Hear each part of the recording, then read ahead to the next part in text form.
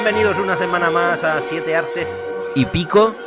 Aquí estamos para seguir hablando de cine, de arte, con mi inseparable compañero don Carlos Salas. Buenas tardes, ¿cómo está usted?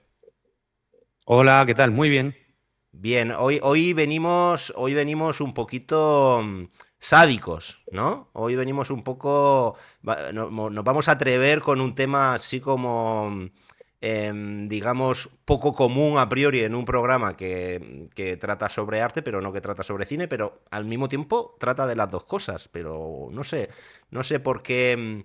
Me acuerdo, creo recordar que te comenté yo la opción de hacer este tema Mm. porque me interesaba bastante y tú, pues, aceptaste noblemente. ¿Por qué te parece, Carlos, tú, que eres un erudito absoluto eh, Total.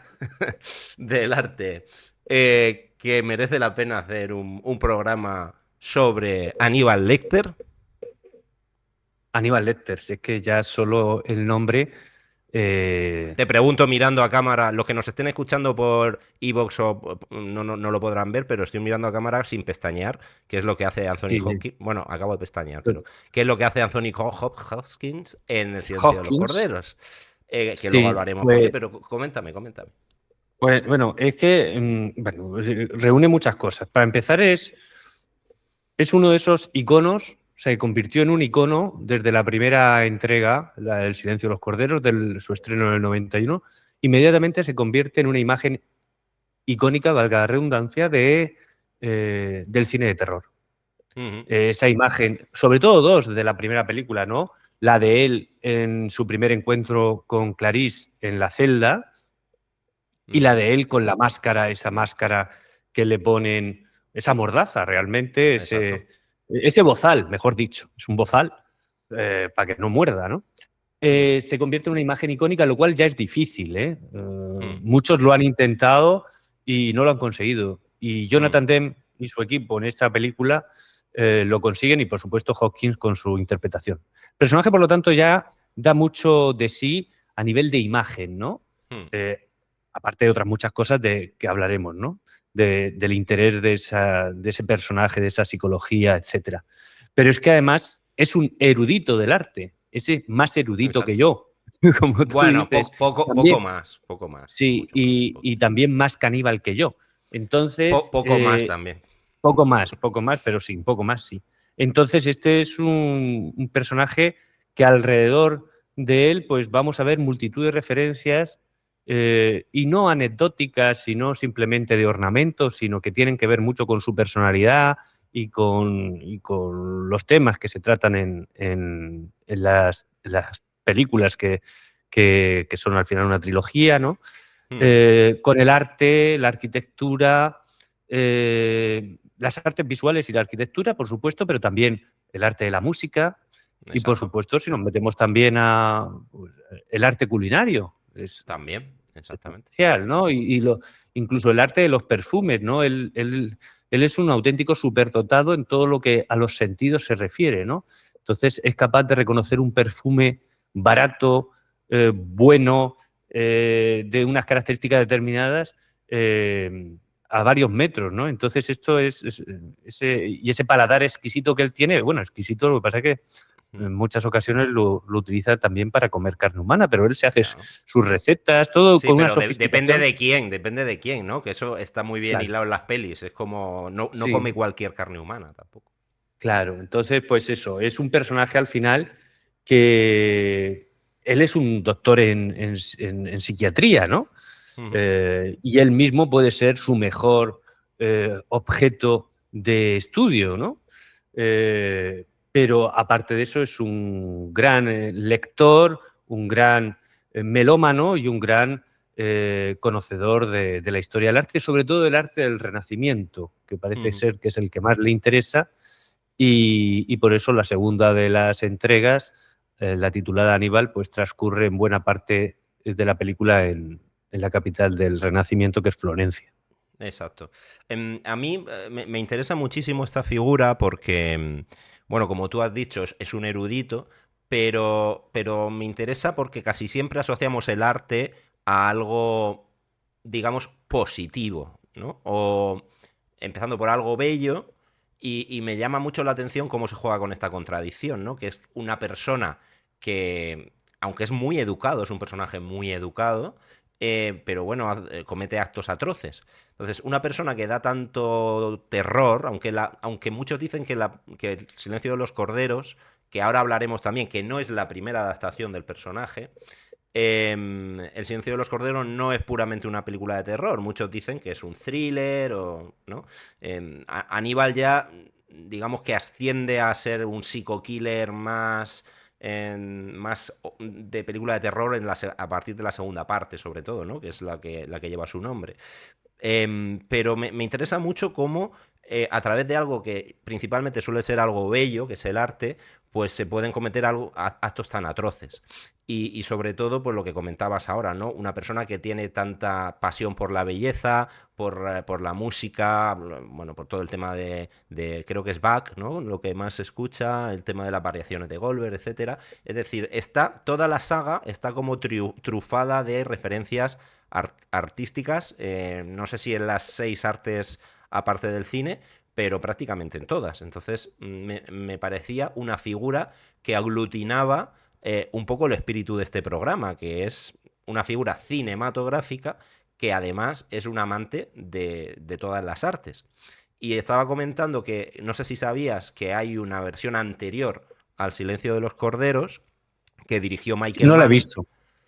Pues claro, a mí me interesa sobre todo esta película porque obviamente no es Anthony Hopkins el Aníbal Lecter, lo interpreta Brian Cox, que también es un gran actor, algunos lo conoceréis por ser el padre de la serie de Succession, pero ha hecho muchísimos otros papeles.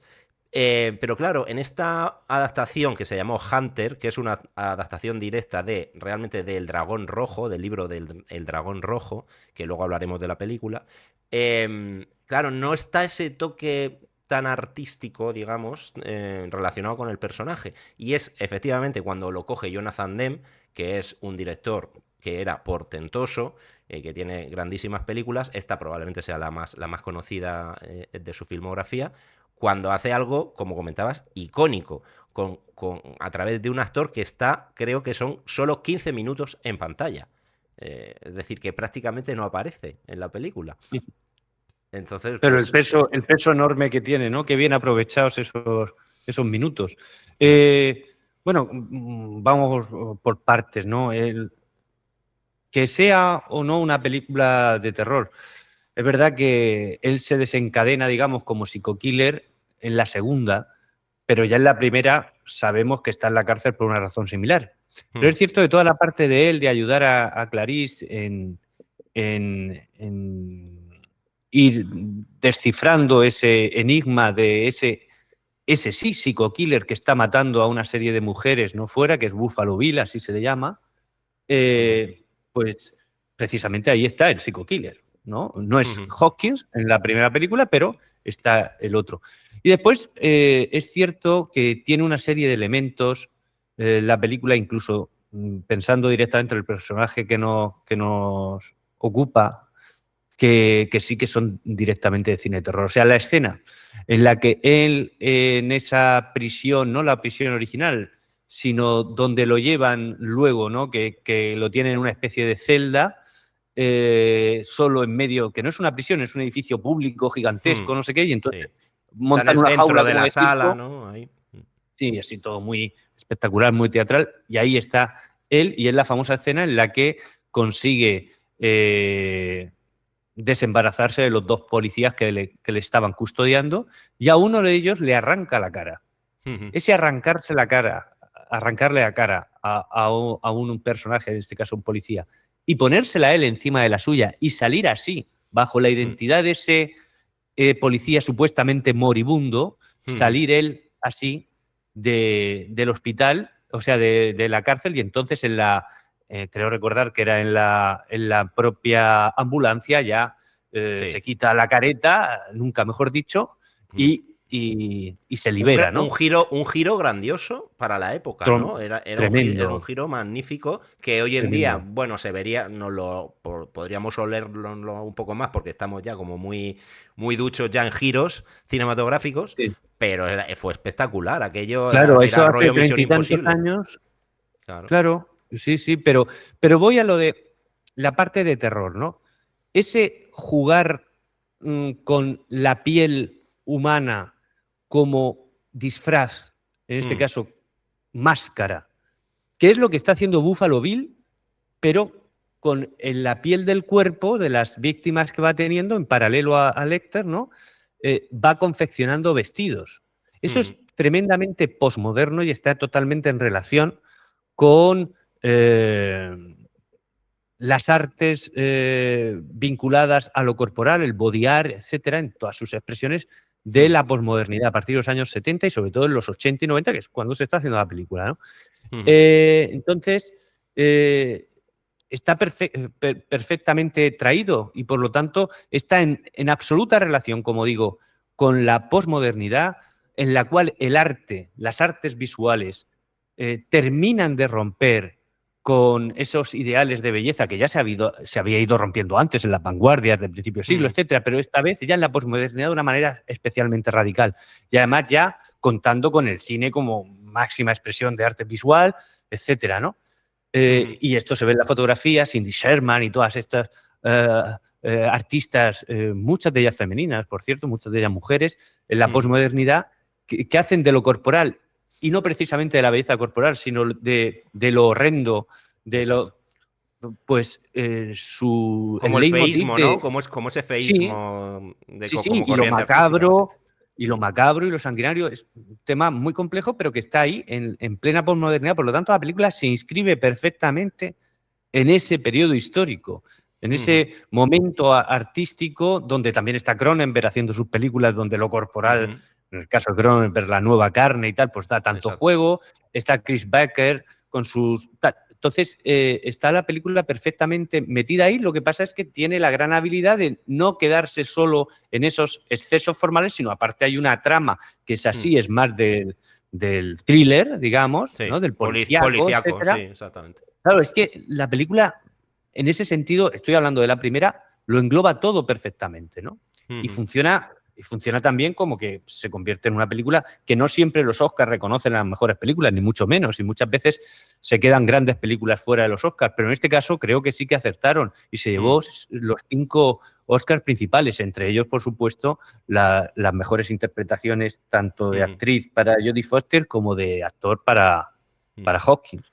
No sé si conocías la anécdota de que en la primera toma que hicieron Jodie Foster y Anthony Hopkins en la película, cuando se acerca, que por otro lado es magistral el hecho de que Jonathan Demme no le pusiese barrotes a Aníbal Lecter en la celda, sino que le pone un cristal porque no quería taparle la cara.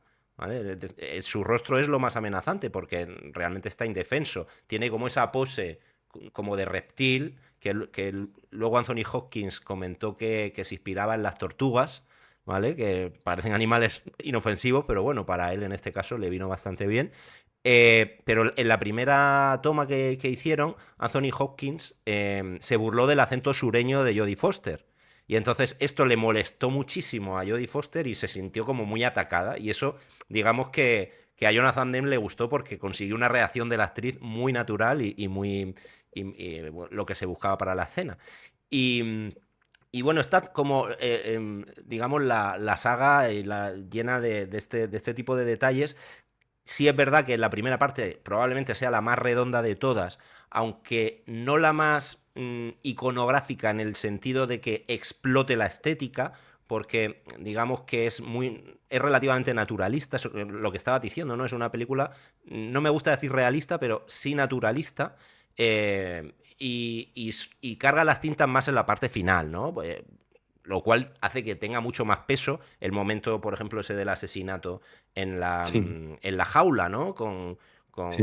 Bueno, ahí la música también de Howard Shore es como impresionante, con ese hombre con las tripas abiertas, etcétera, como si fuese un cuadro, ¿vale? Sí, Un poco de Francis Bacon, que es algo también que sí, hablaremos sí, sí, sí, después, sí. que se desarrolla más en el Dragón Rojo. Para los que no han leído, este no es el programa de las adaptaciones literarias, en principio, pero bueno, para los que no han leído las novelas de Thomas Harris, en principio son las tres principales, son El Dragón Rojo es la primera, la segunda es El Silencio de los Corderos, que es de la que estamos hablando ahora, y la tercera es Aníbal, ¿vale? Que hablaremos después. Pero en cine, digamos que se han ido adaptando de manera un poco Sí, poco la cronológica. primera se convierte en una precuela que es la tercera película, ¿no? Exactamente. Dragón Rojo. Y bueno, hablando, por cierto, del tema de... Hago como un paréntesis, ¿vale? Para la gente con déficit de atención que se aburra, paréntesis. Estamos en iVoox y en Spotify. Si queréis escuchar los programas anteriores de Siete Artes y Pico, donde hablábamos de adaptaciones literarias, ya sabéis que podéis hacerlo tanto en este canal de YouTube como en Spotify y en iVoox. Vale, cierro paréntesis, volvemos al tema.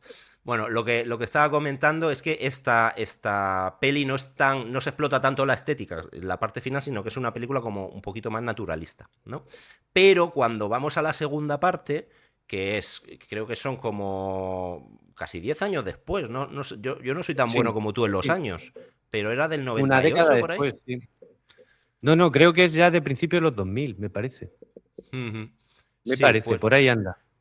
Claro, la segunda parte aprovecha esa huida. Hacemos spoilers para los que no hayan visto las películas, lo sentimos mucho, pero bueno. Sí, spoilers vamos a hacer unos cuantos. Yo exacto, por lo menos. No avisamos, pero bueno, sí, ahora hemos avisado. Ahora hemos avisado. Sí. Podéis dejar de escuchar el programa ahora si queréis, pero bueno, no os lo recomendamos. Al final de la primera parte del Silencio de los Corderos, Aníbal Lecter se escapa, huye. Y en la segunda parte lo retomamos de cautiverio en Florencia. Y aquí es donde esta vez Ridley Scott toma el relevo de Jonathan Demme, que son dos directores que no tienen demasiado que ver entre sí a un nivel de puesta en escena, etcétera. Yo tenía muchas dudas cuando fui a ver Aníbal, que recuerdo que la vi en el Cine Rex, justo antes de ir a un carnaval de la Escuela de Arte cuando yo era alumno. El Cine Rex de Murcia, acláralo, porque hay muchos Cines Rex por ahí. Exactamente, y la Escuela de Arte de Murcia también. También, claro. O sea, que estamos hablando, sí, del año 2000, probablemente, 99-2000. Pues claro, la coge Ridley Scott, que es un director mucho más iconográfico, estudiante de Bellas Artes, que muy fanático de la pintura, un director muy esteta, ¿no? Como que le gusta muchísimo, pues ya sabéis, todas sus películas, desde Los Duelistas, Blade Runner, Alien, le gusta muchísimo exprimir la imagen, los colores, los contrastes, etcétera. Y aquí, pues yo tenía mis dudas, ¿va a ser el thriller a la altura del Silencio de los Corderos? Bueno, ¿cuál es tu opinión? Vamos con Aníbal.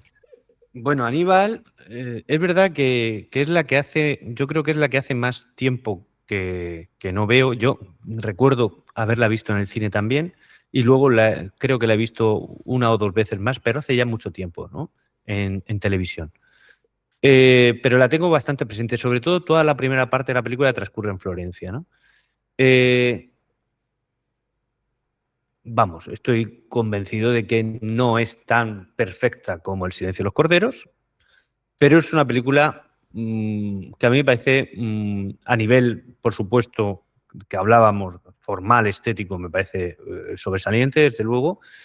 Y bueno, pues toda esa parte de Florencia me interesa especialmente, particularmente por eso, ¿no? Por toda esa relación con el arte, lo cual ya estaba anunciado de alguna manera en El Silencio de los Corderos. Y es sí, de hecho, en la celda, eso es. Claro, en la celda de él tiene una serie de dibujos que luego sabemos que están hechos por él, con mucho detalle y además de memoria, los hace de memoria, se entiende, porque no tiene fotografías, de el Duomo, de la cúpula famosa de Brunelleschi, el Duomo de Florencia, o de el Palacio de la Signoria, etcétera, ¿no? Entonces ahí ya nos da alguna pista primero de su habilidad para el dibujo. Después de su conocimiento de la historia del arte y en concreto del Renacimiento florentino, sobre todo del 480, el siglo XV, porque lo está reflejando de una manera muy fiel, de memoria, ¿no? Y si se exilia en algún lugar, pues no sería raro que fuese Florencia, precisamente. Entonces es allí donde él se va se oculta bajo la identidad de otro doctor y Ujú. se pone de bibliotecario o conservador de una biblioteca de un palacio de estos renacentistas importante. Ujú. Entonces, toda esa parte está Biblioteca llena, Caponi, ¿no? Era la biblioteca Caponi o Caponi. algo así, sí. Pero curiosamente, si no recuerdo mal, porque ya digo, hace muchísimo tiempo que no veo la película, pero creo recordar que cuando aparece por primera vez el personaje de Lecter en esta película, en Aníbal, en la segunda, eh, el periodista, perdón, el detective, el policía italiano Mm. eh, que protagoniza toda esa primera parte en Florencia, aquí van a venir más spoilers todavía, Todo lo del mundo. aparece, llega a entrevistarse con Lecter en el palazzo o la mansión donde él vive y vemos una imagen exterior y es el Hospital de los Inocentes, que Mm. es una obra de las primeras importantes de Brunelleschi, primera mitad del siglo XV, del 400, que tiene Mm. una logia muy reconocible, una gran logia con arcos de medio punto y con unos tondos de estos, unos medallones de cerámica vidriada, de los de la Robia, que son también muy característicos del Renacimiento florentino, ¿no? Mm. Entonces, se usa ese exterior, porque al final en las películas las localizaciones pues difieren mucho después de Claro. intentar digamos, una verosimilitud histórica, sino que se rigen más por otras cosas, ¿no? La Sobre todo en el cine espectacularidad, americano, ¿no? En el cine sobre todo los americano americanos. Sí. ya conocemos Entonces el caso aparece, del... Sí. sí, entonces me interesa sobre todo cómo aparece, porque aparece igual que en la primera, en la misma postura. Lo que pasa es que la diferencia es significativa. En la primera película aparece detrás de esos no barrotes, de ese cristal a prueba de bombas Mm. de la celda donde él se encuentra con Clarice, y en esta aparece en la misma postura, que es absolutamente hierático, Mm. eh, parece una columna Exacto.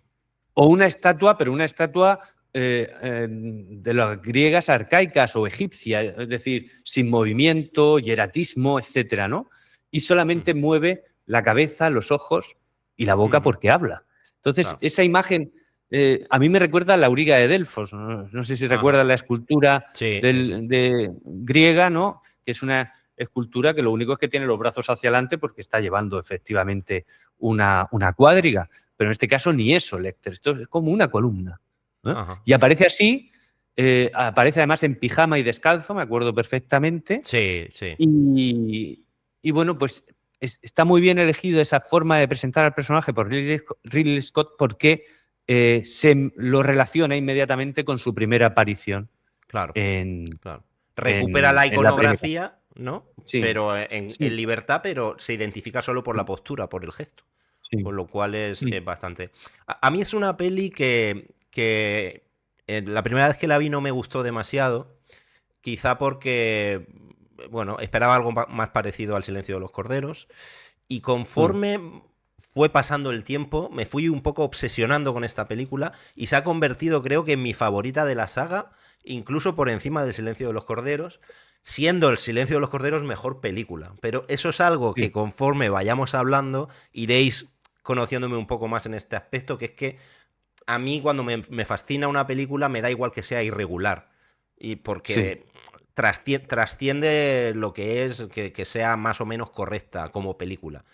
Pero esta película tiene una atmósfera en gran parte aportada por la arquitectura, como estabas comentando, por Florencia, por la música excepcional de Hans Zimmer, aquí adaptando a Bach, adaptando las óperas, es completamente envolvente, tiene una delicadeza que contrasta mucho con la brutalidad del personaje. Y que es realmente lo que me interesa del personaje, que es lo que hablábamos al principio, ¿no? Un tipo capaz de hacer salvajadas absolutas, pero que se le adivina como que debe tener sensibilidad, porque si te interesa el arte, es porque debes tener sensibilidad. Aunque los psicópatas, aunque esto no es un podcast de true crime, ni mucho menos, ni somos psicólogos, pero siempre se dice que los psicópatas, en principio, pues se dice que no tienen empatía o que no tienen sensibilidad, pero aquí estamos ante alguien que tiene una gran sensibilidad y que en esta película sobre todo se desarrolla como una especie de relación amorosa, no digamos tradicional, pero con Clarisse, ¿no? Es como que Sí, de alguna manera la ama o la admira porque no es una persona vulgar como el resto de gente. Entonces está como esa ambigüedad de la Bella y la Bestia que me resulta como muy interesante, me resulta fascinante.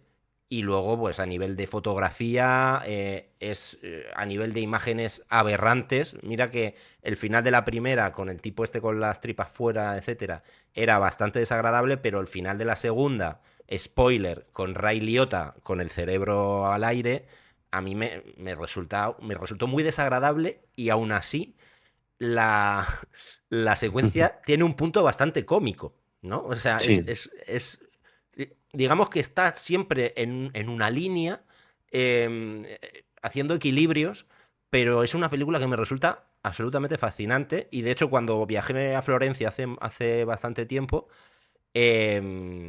lo que más me fascinaba era visitar los lugares donde se habían rodado secuencias, ¿no? Que tú nos puedes comentar sí. alguno también.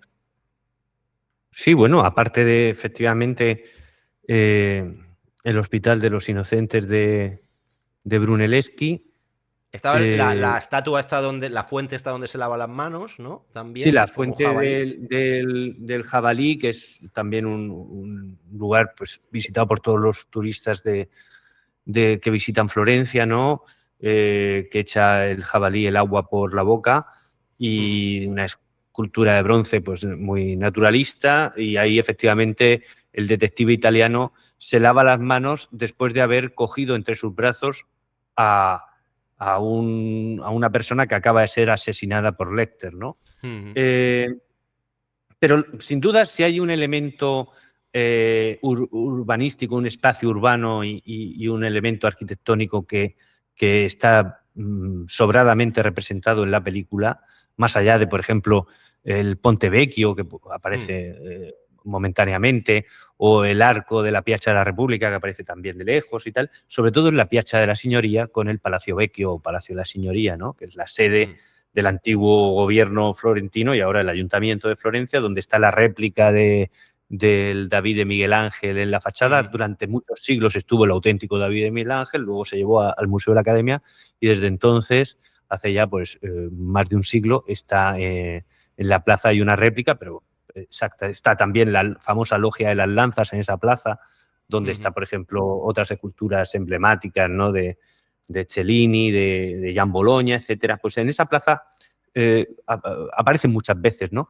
Y ahí transcurre también una escena, especialmente la primera gran escena impactante y desagradable de la película, que es otro spoiler, Ujú. cuando Lecter mata al policía italiano.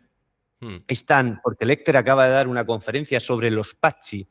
Los Pazzi, con doble Z, era una de las grandes familias florentinas del Renacimiento, y este policía italiano se apellida Pazzi, es un descendiente muy lejano, obviamente, Ujú. de los Pazzi. Entonces, Lecter está dando una charla en el salón principal del Palacio Vecchio y allí pues, tiene una diapositiva donde aparece el antepasado, uno de estos Pazzi, que había sido Sí. eh, Colgado en la ejecutado plaza o algo y así. Sí. colgado desde el Palacio Vecchio hacia la plaza, ¿no? Eso en pleno siglo XV o XVI, no recuerdo exactamente, pero vamos, la época estelar de la Florencia renacentista es el siglo XV.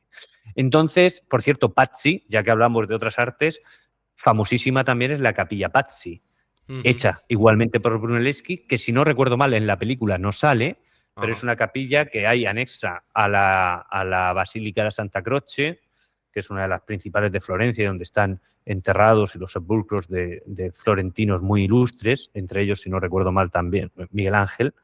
Ujú. Pues en la Capilla Pazzi, que es un edificio pequeñito, pero es un edificio 100% renacentista, absoluta armonía, proporción, hecho por el propio Brunelleschi, como digo, para esta familia de los Pazzi. Pues bien, en la Ujú. película, pues al final, bueno, al final no, en este momento que es más o menos el ecuador de la película, efectivamente Lecter coge al policía y lo tira atado y con un corte en las tripas Ujú. para que le salgan las tripas por fuera porque le Ujú. pregunta incluso, lo tiene amordazado, pero le pregunta, ¿tripas dentro o tripas fuera? Eso me acuerdo perfectamente. Sí. Yo creo que el otro no puede responder porque está con la boca tapada y este Mm. dice, pues fuera. Y entonces sale, efectivamente, lo saca en un montacargas, ¿no? En un Sí. carrito de estos, al balcón de la señoría, lo tira, eso es de noche, claro, que eso hace que todavía pues sea a plena luz del día, sería demasiado.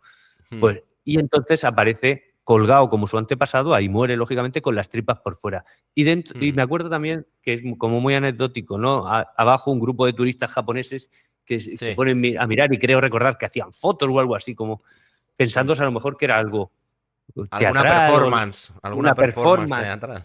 No era Sí. una performance, aunque bueno, ya que Lecter también se podría considerar en su vertiente más caníbal un artista postmoderno, pues ¿por qué no Claro. una performance? Claro, si es Claro. que realmente, si nos lo llevamos al arte posmoderno, todo esto es casi como, son como instalaciones del crimen, ¿no? Por decirlo de alguna Sí. manera. O sea, Lo es que como hace en unas... la jaula aquella que comentábamos del silencio de los corderos, del final del silencio de los corderos, lo que tú has comentado, este tipo también desollado, ¿no? Con, Eso con es. la piel abierta como si fuese una especie de murciélago. Sí, sí, sí, Eso, sí. el ponerse la cara del otro, todo eso es. Sí, y aparte, bueno, estamos volviendo un poco a la primera, pero yo creo que más que un murciélago hace un poco referencia al tema de la mariposa, ¿no? Porque Sí, la la primera mariposa. Sí. tenía relación con el tema de las polillas, las mariposas, etcétera. No recuerdo Aparece en el exactamente. cartel, Sí, aparece en el exactamente. cartel. Y, Que por cierto, y eso viene sí. también de unas fotomontajes hechos por Philip Hasman, que era el fotógrafo, digamos, de cabecera de Dalí, Ajá. y viene de ahí, esa imagen de la polilla con una especie de calavera que a su vez Ujú, está formada por unos cuerpos desnudos de mujeres. Eso viene del surrealismo y viene de Dalí y ujú. Philip Hasman. O sea, que es que las Claro, relaciones, las relaciones con el resto de las artes son constantes en son estas constantes. películas. Exacto. En la segunda parte es verdad que tiene más protagonismo quizá el tema de la música, ¿no?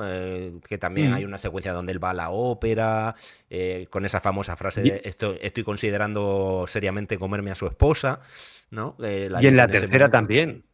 Y En la bueno, tercera, al inicio. vamos a ir a la tercera hora, ¿vale? Ujú. Y ya por finalizar la segunda, aunque igual volvemos luego, ya veremos, una mención especial también a Gary Oldman, ¿no? Que hace también un personaje, hablando de la nueva carne, al único superviviente de Aníbal Lecter, a Mason Berger, completamente deformado. No sé si sabes que Gary Oldman, el actor que, bueno, casi todo el mundo conoce, ha hecho Drácula, León el Profesional, ha hecho un montón de películas.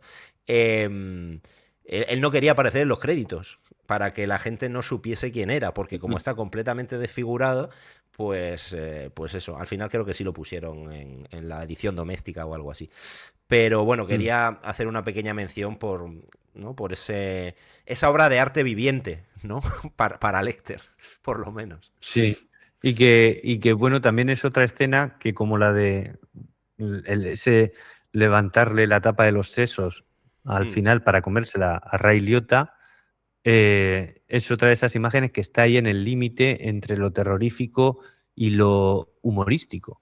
exacto. Porque cuando lo tiran a este personaje interpretado por Gary Oldman, que es un ser absolutamente deforme, porque ha sido comido previamente su rostro por Lecter, pero no tanto como para matarlo, cuando lo tiran de su silla de ruedas a la pocilga donde están los jabalíes estos Hmm, que se lo comen vivo, pues es una escena también donde es tan grotesca. grotesco, Exacto. que es tan casi, casi, casi, es terrible, pero casi, casi, los que tengan un humor más negro, pues se pueden reír ahí. Claro, es que para mí, no sé si lo he dicho ya aquí, pero vamos, para mí la fina línea entre el horror y lo divertido es muy fina. Es decir, puedes ver, es como cuando alguien se pega una leche en la calle, ¿no? Y es terrible, pero te ríes al mismo tiempo. Pues aquí, pues si encima lo haces con un personaje tan característico, pues, pues mejor que mejor. Vale, Mm. vamos a dar un salto hacia adelante y hacia atrás al mismo tiempo, porque después de Aníbal llegó Red Dragon, el dragón rojo, dirigida por Brian Ratner en este caso, si no me equivoco. Yo esta sí que la tengo muy, muy, muy, muy, muy poco en la cabeza. Recuerdo que leí el libro justo antes de verla porque le tenía bastantes ganas, dada mi entusiasmo por Aníbal. Y entonces, bueno, recuerdo que en la época en la que la vi ni me fascinó ni me pareció una mala película. Me pareció que era demasiado fiel al libro, o igual era porque yo lo tenía presente. Pero sí que creo que está como en un punto intermedio, a un nivel narrativo y estético, entre El silencio de los corderos y Aníbal. No, es mi Sí, recuerdo. Es como que sí, coge un poco la iconografía de la segunda e intenta hacer más un thriller como la primera. Yo creo que tú la tienes más reciente, si quieres comentar. sí. Sí, de hecho la estructura, sobre todo en toda la primera parte, es prácticamente un calco del Silencio de los Corderos, ¿no? Lo único, porque vuelve a estar, salvo la escena inicial es Lecter, eh, que es descubierto por un policía que está interpretado por Edward Norton, que es el protagonista de la película, y entonces se autolesionan ambos de una manera, se autolesionan, no, se lesionan el uno al otro. El uno al otro. Eh, Sí. el El uno hecho al de que otro. estuvieran justo y se Sí, autolesionaran sí, sí, sí, no. sí sería Se retorcido, lesiona, de hecho. claro, se lesiona el uno al otro de una manera muy, muy, muy importante hasta el punto de correr el riesgo ambas vidas, ¿no? Eh, Pasan unos años, ¿no? Empieza así la película, después de eso pasan unos años, por supuesto Lecter, que estaba moribundo, aunque sobrevive, lo llevan a la cárcel. Y el otro, el personaje del detective interpretado por Norton, se decide dejarse el FBI y retirarse a una casa en Florida con su señora y su hijo. Pero entonces Harvey Keitel, que interpreta a otro policía ya veterano, la película está llena de actorazos, ¿eh? Porque Sí. luego aparece Ralph Fiennes, o sea, es... Bueno, Harvey Keitel interpreta al mismo personaje, si no recuerdo mal, al mismo personaje que en la primera. No recuerdo ahora mismo quién lo interpreta, pero es otro actor. Pero puede es el ser, mismo puede ser. personaje. O sea, Sí, sí. los que tengan un poco de tos con esto de que cambien a los actores en las sagas y tal. Aunque bueno, en la segunda Julianne Moore Claro, era era Clarice. Clarice, Entonces que no tiene nada que tampoco. ver con Jodie Foster, claro. Claro. Bueno, pues esto, entonces, toda esa parte es ya hay otro asesino, igual que en El silencio de los corderos, Buffalo Bill, pues hay otro asesino por ahí que Francis está, Dollarhide era, ¿no? algo así, Dollarhide, está sí. matando a familias. Este no mata a mujeres solas, mata a la familia entera y hace unas cosas como muy raras, rompe todos los espejos de la casa y les mete los espejos Eso es. en los ojos. Mm. O sea, unas cosas... Entonces no saben cómo hacer frente a la policía, entonces desesperados ya llaman a este que estaba retirado, Mm. al personaje de Edward Norton, y Edward Norton pues se hace el remolón, pero al final la cabra tira al monte No. y va, ¿no? Y deja a la mujer y al niño y bueno, esto solamente voy a investigar un poco y vuelvo. Ya, sí. Evidentemente, Y se se iba a lió meter la hasta el... cosa. Me has liado, Claro, cariño, me has liado. se iba a meter hasta el fondo en el asunto, ¿no? Exacto. Y entonces, pues claro, va otra vez, es que se vuelve a repetir, ¿no? Toda esa estructura de la primera, va a la cárcel a ver a Lecter, que está detrás de esa, de ese escaparate, ¿no? De esa cristalera de alta Ujú. seguridad. Lecter le dice, como le decía Clarice, no sé qué, del perfume barato, pues a Mm. este le dice lo mismo, Mm. este tipo de cosas, ¿no? Ujú. Y bueno, pues a partir de ahí ya pues es otra vez Lecter ayudando a medias Mm. al asesino y al policía. O sea, una cosa un poco Ujú. curiosa, ¿no? Y bueno, efectivamente, desde que reconocemos más o menos a mitad de película, se nos hace conocer ya la identidad del asesino a los espectadores, Ujú. que es interpretado por Ralph Fiennes. Que tiene el Pues tatuaje entonces, del dragón rojo, por eso se llama la película así, ¿no? exacto. El tatuaje del dragón rojo de la pintura de Bacon, ¿no? Que se llama el No, dragón. espérate, de William Blake. Eso, perdón, de William William Blake. Blake. De William Blake, William que, Blake, sí, del que lo tiene ahí 19. puesto. Mm. Eso es. Que de hecho hay una escena en la que él, el psicópata asesino este, interpretado por Ralph Fiennes, va a un museo de Nueva York, consigue que le enseñen, porque ha escrito un artículo sobre Blake y tal, y entonces digo, oh, bueno, está muy bien escrito, le vamos a enseñar la obra original, que es sobre papel y tal, se la enseñan y entonces él se la come. Ujú. Fíjate, de eso no me acordaba. Le hace añicos y se come la obra de William Blake. El dragón rojo es el demonio, obviamente, ¿no? Entonces, toda esa lucha de él con su otro yo, digamos, tiene una especie de bipolaridad, es algo parecido, tiene mucho que ver con Psicosis, las referencias a Psicosis son Sí, constantes. sí, Él vive en también una la casa, madre, ¿no? La la casa. abuela que lo Eso es. maltrataba, se oye la voz en off de la abuela cuando él era niño y le decía que era un inútil y era muy feo y no sé qué. Pues todo ese personaje absolutamente enloquecido por una figura que le había influido tanto para mal como era su abuela, ¿no? Entonces, todo eso, al final, es una película donde aparecen muchos elementos que es que te recuerdan mucho a otras, no solo al Ya. propio Silencio de los Corderos, sino a Psicosis, como digo, y este tipo de películas. Pero a mí, vamos, no me parece la menos buena de las tres, pero aún así me parece una película, bueno, que se puede Sí, salvar, a ver, ¿no? no es una mala película. Lo que pasa es que creo que carece un poco de la personalidad que tienen las otras dos, ¿no? Es como Totalmente. una Sí. película que va cumpliendo un poco lo que está. El guión me parece excesivamente literal al libro. Creo que de hecho forzaron un poco para que saliese más Aníbal Lecter, porque al final era Puede el ser, claro, reclamo.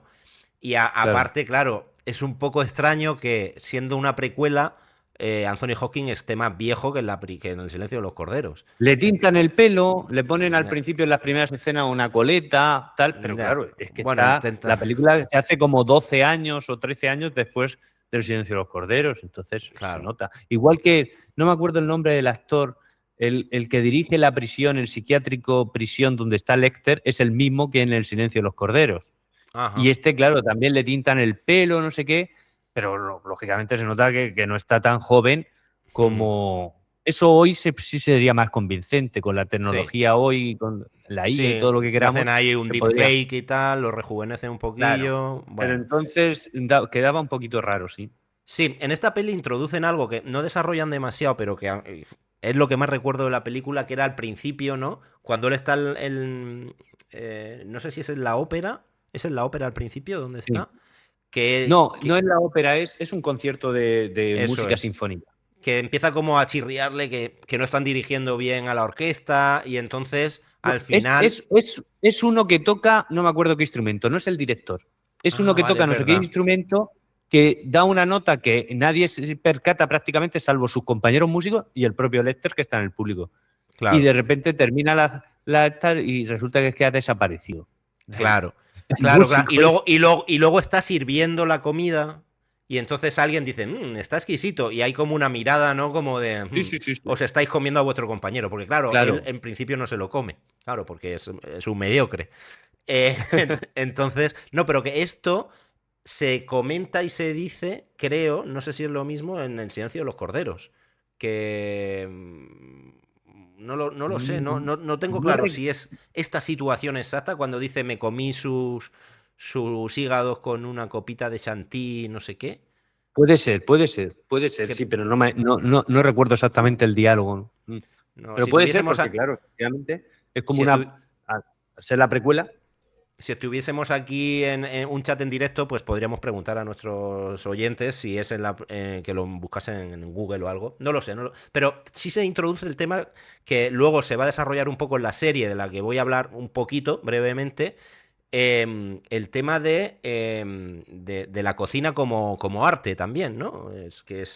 Que él pues también es un gran sommelier, le encanta también el tema de comer bien, los buenos materiales, etcétera. Todo eso está a lo largo de la saga, pero en la tercera parte y luego sobre todo en la serie, porque realmente la serie, si no la habéis visto, tiene 3 temporadas y esta vez Aníbal Lecter es interpretado por Matt Mikkelsen, que para mí es una bastante buena elección. Creo que él está a la altura, la verdad, Matt Mikkelsen. Aparte de que su fisionomía no se parece tanto a Aníbal, pero bueno, da un poquito el mismo rollo. Y lo que hace la serie es retomar el dragón rojo. De hecho, el protagonista es el policía del dragón rojo. No es Clarice. Y en esta serie sí que tiene como mucho más peso todo el tema de La comida. Digamos que se entronca un poquito más con el arte o la gastronomía como otra de las artes. Que no sé en qué puesto estaría, Carlos, el tema de la gastronomía, ¿tú lo sabes? Yo no sé si en las listas O estas si está la han considerada. llegado a incluir ya o no. Lo que sí te puedo decir es que desde luego hoy en día y desde hace ya pues unos cuantos años los chefs son estrellas del rock Ujú, o, o desde luego tienen mucha más fama que los pintores o los escultores contemporáneos. Eso es ujú. así. Y de hecho, doy fe de que les va mucho mejor a los grandes restaurantes y a los pequeños también, pero sobre todo a los grandes restaurantes con estrella Michelin que a las galerías de arte. Ya, ¿por qué será? Eso quizá tema Sí. para otro podcast. Pero bueno, el caso es que aquí, por ejemplo, entronca mucho con el tema de las naturalezas muertas, ¿no? Es decir, que los bodegones, las naturalezas muertas, etcétera, que también no deja de ser también pintura, ¿vale? Pero a través de alimentos. La serie es interesante, yo la recomiendo. No sé en qué plataforma está, pero bueno, es curiosa. Salen, ya os digo, Matt Mikkelsen, luego Gillian Anderson, la Scully de Expediente X tiene también un papel en la tercera temporada. No sé, echadle un ojo porque está bastante bien. Y ya no sé si hay algún proyecto más de retomar a este personaje en algún momento. La verdad es que el listón está ya muy alto con el tema de Hopkins. Sé que se hicieron algunas precuelas tipo Aníbal, el origen del mal, bla, bla, bla, pero ya no las he visto porque no me parecieron muy interesantes. No sé si quieres aportar, Carlos, algo más a este... No, simplemente pues animar a quien no haya visto las películas o no haya visto alguna de las tres películas. Yo la serie no te puedo comentar porque es verdad que no la he visto, pero de las películas animar a ver la trilogía entera. Yo animo Hmm. a eso y ¿Dirías incluso verla si, cronológicamente o cuando se rodaron? Esto es otro, pues otro mira, tema. no sé, es difícil, ¿eh? Me es difícil porque por un lado, quizá a nivel de seguir el argumento, lo mejor sería ver primero la precuela, Hmm. ¿no? Dragón Rojo, luego El Silencio del Cordero y por último Aníbal. Claro. Pero también es verdad que al parecerse tanto la estructura, como he comentado, en Dragón Rojo y en El Silencio de los Corderos, pues a lo mejor si uno ve primero Dragón Rojo y luego va al Silencio de los Corderos, pues le parece repetitivo. Y eso es una pena porque le quitas Hmm. frescura y originalidad al Silencio de los Corderos, que es la Hmm. primera película, la primera en rodarse y en estrenarse. Por lo Sin tanto, duda. pues, Yo pues, siempre pues soy, yo yo casi soy, yo soy fan de ver las cosas de manera cronológica cuando se rodaron. cuando No se rodaron, necesario. pues, Claro, pues porque entonces El Silencio de los Corderos, la primera. Y ya saben que es la mejor. Ahora, claro. Aníbal está muy bien y El Dragón Rojo creo que es una película bastante digna, aunque Hmm. repita muchas cosas y tal, y que se puede ver la trilogía perfectamente. Y que disfruten del personaje de Lecter y piensen en todo ese contexto que decíamos de la posmodernidad, Hmm. del body art, todo este tipo de cosas, ¿no? Hmm. Y que piensen también en toda esa dimensión de erudito, del arte, de las artes en general, de la música, de Hmm. la gastronomía, de la arquitectura, de las artes plásticas, cuando vean a Lecter, ¿no? Es un personaje absolutamente fascinante Sin y duda. con una riqueza mucho mayor que cualquier otro villano de película de terror al uso, ¿no? Sí, totalmente, totalmente de acuerdo. La verdad es que es difícilmente superable y sobre todo también a través de la interpretación de Anthony Hopkins, ¿no? Ujú. Que no sé si sabía ya como curiosidad que Jonathan Demme al principio, o no sé si el estudio, pensó ofrecerle el papel de Aníbal Lecter a Christopher Reeve, el que fue Wow. Superman. Uno de los primeros Superman, no el primero, pero uno de los más Sí. icónicos. Pero lo cual me sorprendía mucho. Bueno, o sea, es verdad que Christopher Reeve tenía una mirada cristalina, muy azul, y no sé, igual podría haber hecho un trabajo interesante, pero fue ver a Anthony Hawking en El Hombre Elefante Y Jonathan Demme de pronto dijo, tiene que ser este tipo. Y eso que en El Hombre Elefante hace de buen hombre, entre comillas. Pero este actor siempre ha tenido como esa mirada un poco misteriosa, ¿no? Que fascina. Es de esas interpretaciones en las que ya, una vez que existe la película es que es imposible que nos imaginemos a otro actor. Claro. Es imposible. Pues sí. Bueno, pues si no quieres añadir nada más, Carlos, Nada. estamos cumpliendo nuestro récord. Estamos llegando ahora mismo a los 50 minutos. Nos han dicho, nos han dicho por YouTube que los podcasts cuanto más largos mejor. Entonces, bueno, vamos a buscar temas para que te veo muy, muy rojo, Carlos, de pronto. Sí, ahora de repente, no sé por qué la cámara ha hecho así un pum. Quizá el próximo podcast tenemos que hacerlo de la Pantera Rosa o algo así. Puede ser la Pantera Rosa. Oye, no estaría mal. Bueno, ya sabéis, nos vemos en YouTube, nos escuchamos en Spotify y en iVoox, y si tenéis alguna petición de tema podéis escribirla en los comentarios, y nos vemos, a ser posible, la semana que viene. Ya veremos, tenemos que negociar, Carlos y yo, a ver cómo están nuestras apretadísimas agendas de esta semana. Muy apretadas, muy apretadas. Sacaremos hueco. Pero vamos a intentar sacar hueco. Así que, gracias por estar al otro lado y nos vemos en el próximo. Chao. Adiós.